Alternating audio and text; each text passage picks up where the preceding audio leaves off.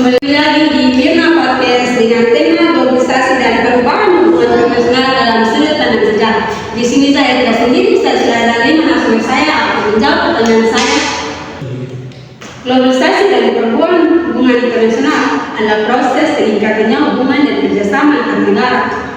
Akibat kemajuan teknologi, komunikasi, dan transportasi globalisasi membuat hubungan internasional tidak hanya berfokus pada politik dan keamanan, tetapi juga mencakup ekonomi, budaya, lingkungan, dan berbagai isu global lainnya.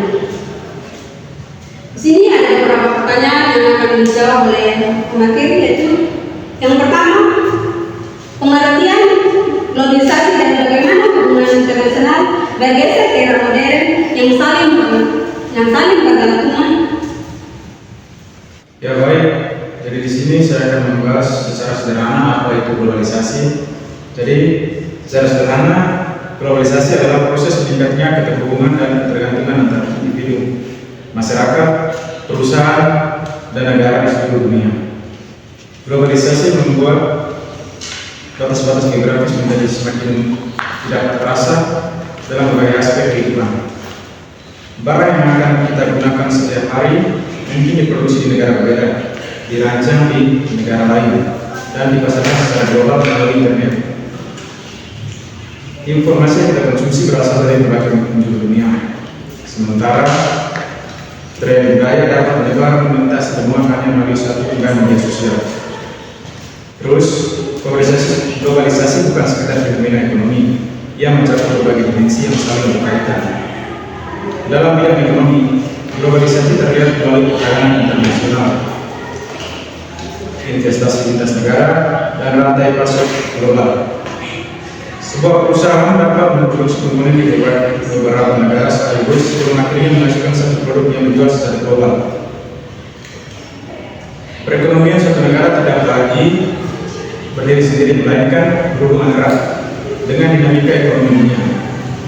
Dalam bidang politik, globalisasi mendorong negara-negara untuk bekerjasama menghadapi masalah yang tidak dapat diselesaikan sendiri. Perubahan iklim, pandemi, terorisme internasional, keamanan cyber, dan migrasi merupakan contoh isu yang melampaui batas. Karena itu, kerjasama internasional menjadi semakin penting. Dan di dalam bidang sosial juga, globalisasi mempercepat perpindahan manusia, ide dan pengetahuan, pendidikan internasional, pertukaran belajar, migrasi tenaga kerja, dan perkembangan teknologi komunikasi menciptakan masyarakat yang lebih terhubung dibandingkan sebelumnya. Terus, dalam bidang budaya, globalisasi memungkinkan penyebaran musik, film, bahasa makanan, dan gaya hidup lintas negara. Masyarakat Indonesia dapat menikmati film dari Korea Selatan tanpa harus berkunjung langsung ke negara tersebut. Terus bisa mendengarkan musik Amerika Serikat atau mengikuti tren fashion dari Eropa dalam waktu yang hampir bersamaan. Dengan kata lain, globalisasi menciptakan dunia yang semakin terintegrasi, di mana peristiwa lokal dapat memiliki dampak global dan sebaliknya. Terus, kalau hubungan internasional dan internasional itu untuk memahami bagaimana globalisasi mengubah hubungan internasional, kita perlu melihat terlebih dahulu bagaimana hubungan internasional berkembang pada masa lalu. Secara tradisional, hubungan internasional berfokus pada interaksi antar negara yang berdaulat. Negara yang dianggap sebagai aktor utama dalam sistem internasional. Fokus utama kajian hubungan internasional adalah bagaimana negara mempertahankan keamanan, melindungi kepentingan nasional, dan mengelola hubungan dengan negara-negara lain. Pemikiran ini banyak dipengaruhi oleh perspektif realisme dalam pandangan realistis. Dunia internasional dibangun sebagai arena persaingan. Tidak ada otoritas tertinggi yang mengatur seluruh negara, sehingga setiap negara harus mengandalkan kekuatan sendiri untuk bertahan hidup. Karena itu, kekuatan militer menjadi instrumen utama dalam menjaga keamanan dan mempertahankan kepentingan nasional. Contohnya dapat dilihat pada beberapa konflik besar dalam sejarah, termasuk dua perang dunia pada abad ke-20. Perang tersebut hubungan internasional banyak dipengaruhi oleh keseimbangan kekuatan atau balance of power. Negara berusaha mencegah dominasi negara lain dengan membangun aliansi dan memperkuat kemampuan militernya. Dengan demikian, negara tradisional hubungan internasional identik dengan politik tingkat tinggi atau high politics, yaitu isu-isu yang berkaitan dengan keamanan pertahanan negara, perang, dan diplomasi antar negara. Jadi perubahan ini secara perlahan bisa fokus hubungan internasional jika sebelumnya perhatian utama lebih pada keamanan dan isu ekonomi. Ini pengembangan hubungan kesehatan dan teknologi mulai kalah perhatian yang sangat pentingnya. saudara. Baik, terima kasih. Di sini dari jawaban yang dapat, apakah kedaulatan negara melemah atau justru malah berubah bentuk? Dalam era globalisasi, negara dapat menjadi aktor utama dalam hubungan internasional, tetapi kedaulatannya tidak lagi dijalankan secara mandiri karena harus bekerjasama dengan negara lain dan mengikuti berbagai aturan internasional. Selain negara, aturan negara juga semakin berpengaruh, seperti perusahaan multinasional yang dapat mempengaruhi kebijakan ekonomi. Organisasi internasional seperti Greenpeace dan Amnesty International yang aktif memperjuangkan isu lingkungan dan hak asasi manusia, serta organisasi supranasional seperti United Nations, World Trade Organization, International Monetary Fund, dan European Union yang membantu mengatur kerjasama global. Hal ini menunjukkan bahwa hubungan internasional ini tidak hanya dipengaruhi oleh negara, tapi juga oleh beberapa aktor lain yang memiliki peran penting di tingkat dunia. Sekian dari saya. Apakah saja dampak globalisasi terhadap isu-isu kontemporer? Baik, langsung saja saya menjawab. Yang pertama itu ekonomi politik global. Globalisasi memperluas pasar bebas dan perdagangan internasional. Namun persaingan antar negara juga dapat memicu perang dagang. Selain itu, produksi barang ini kini bergantung pada rantai pasok global yang melibatkan banyak negara. Yang kedua, keamanan internasional. Ancaman keamanan bergeser dari perang militer ke perang siber, terorisme transnasional, dan masalah keamanan energi yang berdampak lintas negara. Yang ketiga, isu lingkungan dan kesehatan. Kerjasama global diperlukan untuk mengatasi perubahan iklim dan pandemi karena dampaknya dirasakan oleh seluruh dunia. Yang keempat, budaya dan identitas. Globalisasi mempercepat pertukaran budaya dan meningkatkan pengaruh budaya asing. Namun hal ini juga dapat memicu munculnya nasionalisme sebagai upaya mempertahankan identitas. Globalisasi juga membawa peluang dan tantangan dalam berbagai bidang, sehingga diperlukan kerjasama internasional untuk menghadapinya.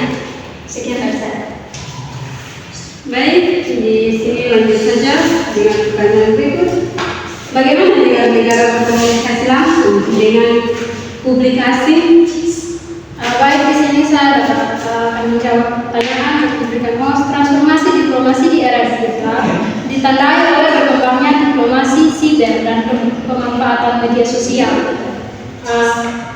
Sebagai sarana komunikasi internasional, negara kini dapat berinteraksi secara langsung dengan masyarakat di negara lain melalui diplomasi publik. Tambahannya mengandalkan jalur diplomasi tradisional. Selain itu meningkatkan keterbukaan informasi, ada ketersediaan data dalam jumlah besar, dan tuntunan transportasi memberikan pengaruh dan signifikan terhadap proses hubungan internasional. Di situ ada termasuk atau mengandung praktek negosiasi rahasia antar negara yang selama ini menjadi bagian penting dalam diplomasi. Baik, dari jawaban itu kami dapat pertanyaan mengenai bagaimana sih peran raksa teknologi dalam memperbaiki politik global dan bagaimana kolaborasi dan konflik di era digital. Oke, baik, saya akan menjawab pertanyaan. Yang pertama itu peran raksasa teknologi dalam politik global. Perusahaan teknologi besar seperti Google, Meta, Microsoft, dan Amazon kini bukan lagi sekedar penyedia layanan, melainkan aktor geopolitik baru yang memiliki kekuatan setara negara.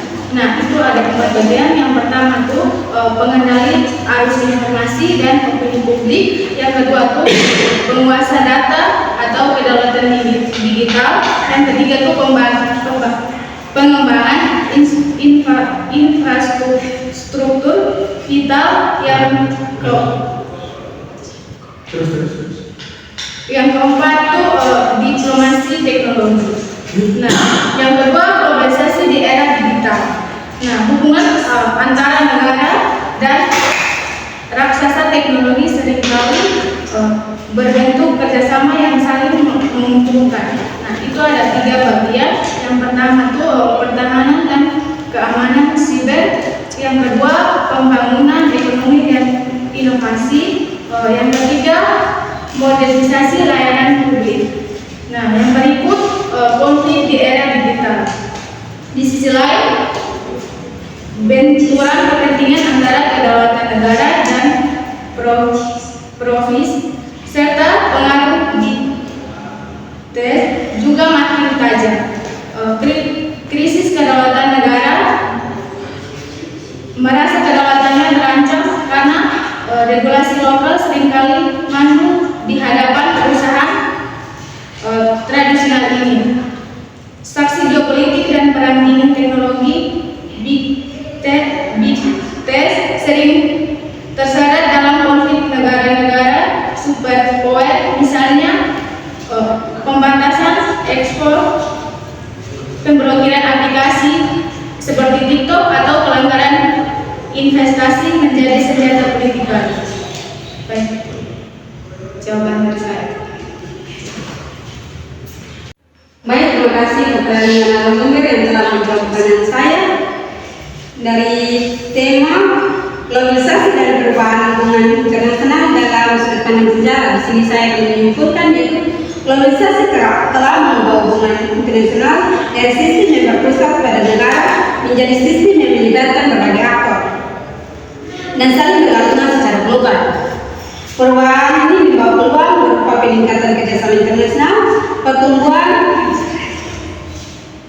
ekonomi dan kemajuan teknologi.